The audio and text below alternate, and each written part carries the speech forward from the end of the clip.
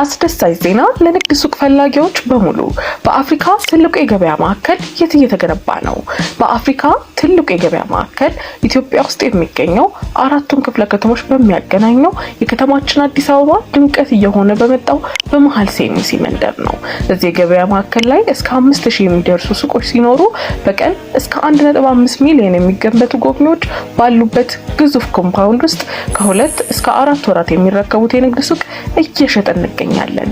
እነኚህ ሱቆች ከ600 ሺህ ብር ቅድመ ክፍያ ጀምሮ ሲሆኑ ለወርቅ ቤት፣ ለኤሌክትሮኒክስ መሸጫ፣ ለወንዶችና ለሴቶች የውበት ሳሎን፣ ለካፍቴሪያ፣ ለቡቲክ፣ ለባንክ፣ ለሆቴልና ለመድኃኒት ቤትና ለሚፈልጉት የንግድና የቢሮ አገልግሎት መጠቀም ይችላሉ። ይህ ትልቅ የገበያ አዳራሽ ለአጭር ጊዜ የሚቆይ ከ7 እስከ 20% ልዩ ቅናሽ አድርጓል። ለቢሮ ወይም ለሳይት ጉብኝት አሁኑን ይደውሉልን። አያት ዞሮ መግቢያ